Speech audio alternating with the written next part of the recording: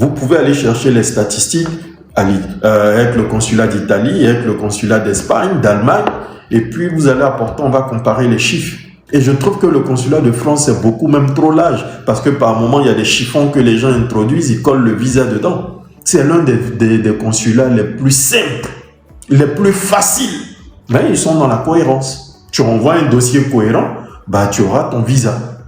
Tu renvoies un dossier incohérent, tu vas échouer.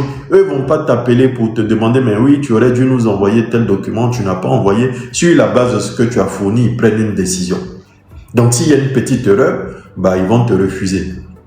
Ou circonstances atténuantes, ils vont regarder, ils vont prendre une décision.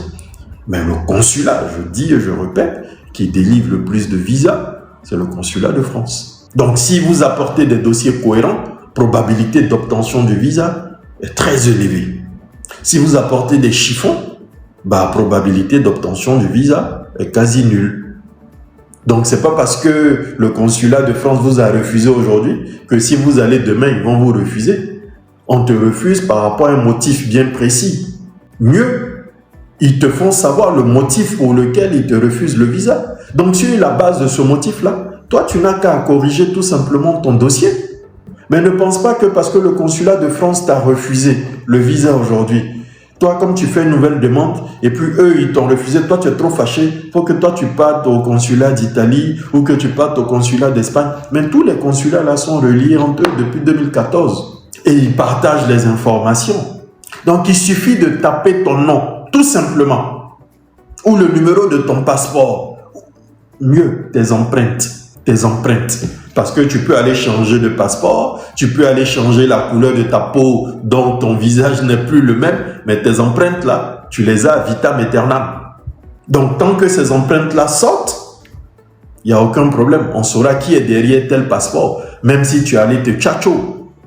On saura exactement qui est derrière ça. Ne vous y méprenez pas, messieurs, dames. Ils communiquent entre eux. Et le motif pour lequel le consulat de France t'aura refusé le visa, quand tu vas venir déposer à l'ambassade de Belgique, si eux ils décident de te refuser le visa, mais dans le motif là, ils vont te souligner ça.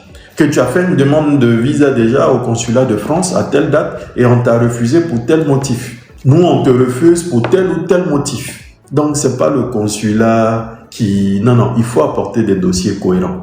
Et quand vous prenez la liste des documents à fournir, ils vous disent exactement les documents qu'il faut fournir. C'est vrai qu'ils ne sont pas toujours dans le détail, comme nous on rentre dans le détail ici. Parfois, c'est très superficiel, mais avec un peu de jugeote, pour ceux qui suivent les lives, c'est vraiment très facile d'améliorer leur dossier et d'obtenir les visas sans avoir à passer par quelques agences que ce soit.